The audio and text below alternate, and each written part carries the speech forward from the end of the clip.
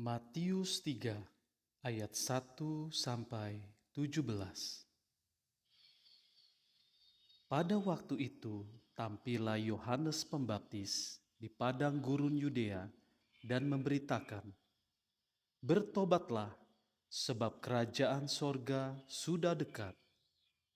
Sesungguhnya dialah yang dimaksudkan Nabi Yesaya ketika ia berkata, "Ada suara orang yang berseru-seru di padang gurun, persiapkanlah jalan untuk Tuhan, luruskanlah jalan baginya." Yohanes memakai jubah bulu unta dan ikat pinggang kulit, dan makanannya belalang dan madu hutan. Maka datanglah kepadanya penduduk dari Yerusalem, dari seluruh Yudea, dan dari seluruh daerah sekitar Yordan. Lalu sambil mengaku dosanya, mereka dibaptis oleh Yohanes di sungai Yordan.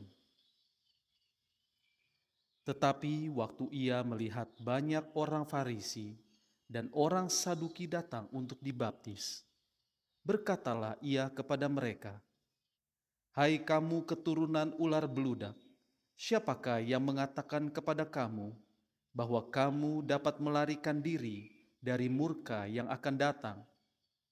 Jadi hasilkanlah buah yang sesuai dengan pertobatan. Dan janganlah mengira bahwa kamu dapat berkata dalam hatimu, 'Abraham adalah bapa kami,' karena aku berkata kepadamu, Allah dapat menjadikan anak-anak bagi Abraham dari batu-batu ini. Kapak sudah tersedia pada akar pohon, dan setiap pohon yang tidak menghasilkan buah yang baik pasti ditebang dan dibuang ke dalam api. Aku membaptis kamu dengan air sebagai tanda pertobatan, tetapi Ia yang datang kemudian daripadaku lebih berkuasa daripadaku, dan aku tidak layak melepaskan kasutnya. Ia akan membaptiskan kamu dengan Roh Kudus dan dengan api. Alat penampi sudah di tangannya. Ia akan membersihkan tempat pengirikannya dan mengumpulkan gandumnya ke dalam lumbung. Tetapi debu jerami itu akan dibakarnya dalam api yang tidak terpadamkan.